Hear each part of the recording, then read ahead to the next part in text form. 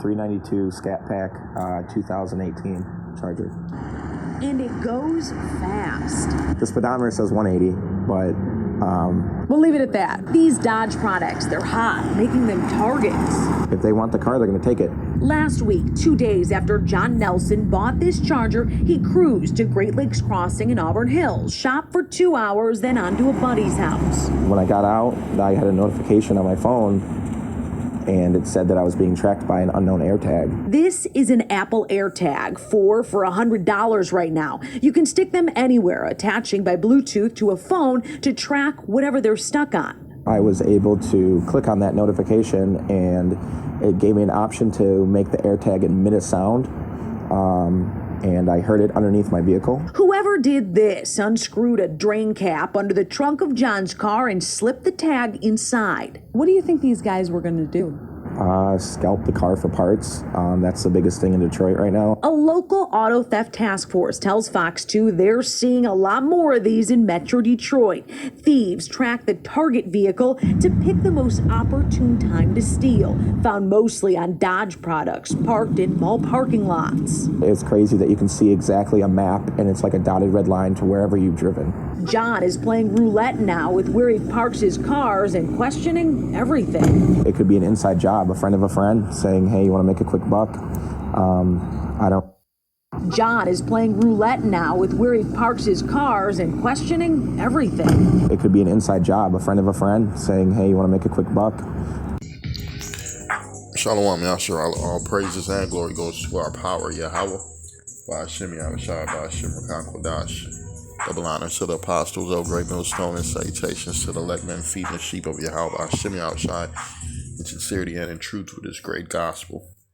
We're going to analyze what's going on in the world. We're really here in Babylon the Great, because it's the place with all the riches. So the Lord's about to make it. It's about to be an open market, man.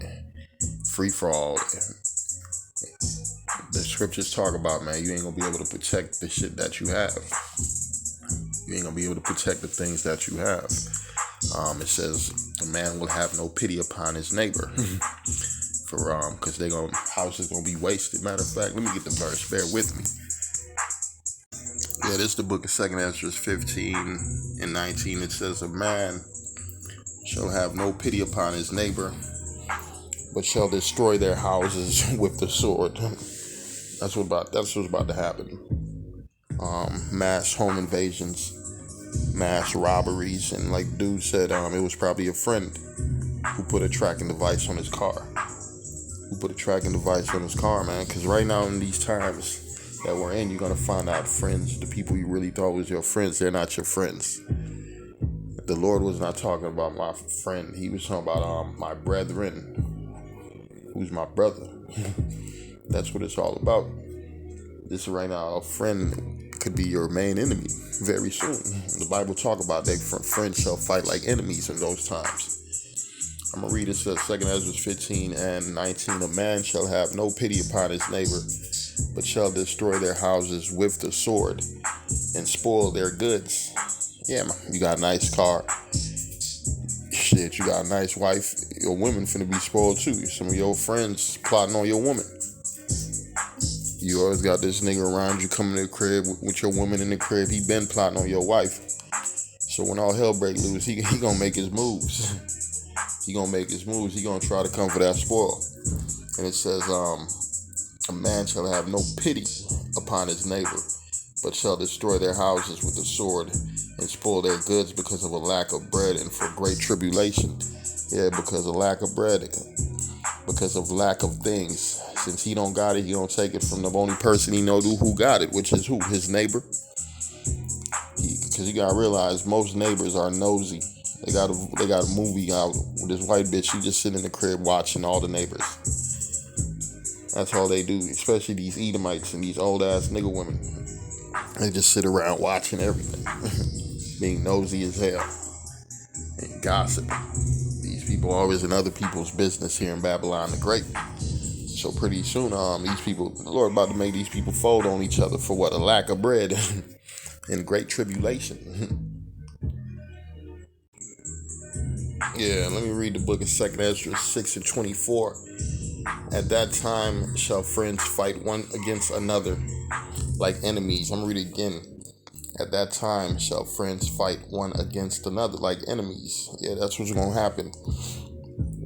Somebody you thought you was close to, somebody you thought you could put trust in, you guys gonna be fighting like enemies, man, over natural resources, over food. They showed this one movie, these motherfuckers it was about a disease had broke out, and this dude, he had stocked up on vials of medicine. Man, his own friend broke into the house and stole everything because his wife also was sick, but they didn't let her know. They didn't let him know, so they broke in there and took all the medicine, even though they knew he was gonna die. They ain't give a fuck. Showing you, man, ain't no love in them times. It's all about what? Survival. Because these people right here, they don't know about brotherly love. They don't know about charity. They don't know about sacrificing for another man, for another brother. All they care about is what their selves. At that time shall friends fight one against another like enemies, and the earth shall stand in fear with those that dwell therein. Because you already see in certain countries, motherfuckers is fighting over a nickel, fighting over bread, the piece of bread, fighting over just anything. Anything. Water, beverage. It don't matter how long they knew each other, man. Once your body start eating itself, and you know that fatty tissue in the brain starts going, you start losing your mind. You're not thinking about friendship. You're not thinking about love. You're thinking about food. You're thinking about survival. At that time shall friends fight one against another like enemies, and the earth shall stand in fear with those that dwell therein. The springs of the fountains shall stand still, and in 3 hours they shall not run. You see, the Lord's about to do something that people ain't never seen here before on this earth.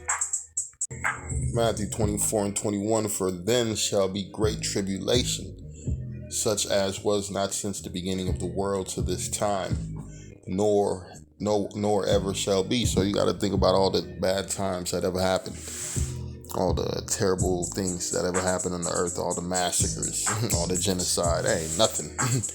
That ain't nothing compared to what's about to happen. You always hear about the famine in Africa, the famine in Ethiopia, the famine over here in South. Man, look, ain't nothing compared to what the Lord about to do. I'm going to read it again. For then shall be great tribulation, such as was not since the beginning of the world to this time. You see, you got to realize businesses is still active. Food is still being maneuvered around the earth. You got ships still dropping shit off. Containers still being loaded up, being shipped. Warehouses still being emptied out. The distribution centers still open. Business is still moving, man. We talking about a time when business is not moving at all. And people ain't gonna be able to find nothing to buy. Ain't gonna be no store. The Bible said the stores gonna be shut in the streets when the sound of the grinding is low. So that's when these friends start flipping on each other. That's when these neighbors start looking to their neighbors for something. Yeah, your new fucking grocery store finna be your neighbor's refrigerator, your neighbor's kitchen, your one of your friend's kitchen. That's gonna be your new grocery store. I'm gonna read it. Says, for then shall be great tribulation, such as was not since the beginning of the world to this time, nor ever shall be. Hey, that's why it says watch and pray. You want to be able to escape the times that were coming. And the only way to escape is through the Spirit of the Lord, man. Is the Lord covering you? The Lord is watching over you, protecting you. And the main thing you want to be delivered from is what? Them nuclear missiles.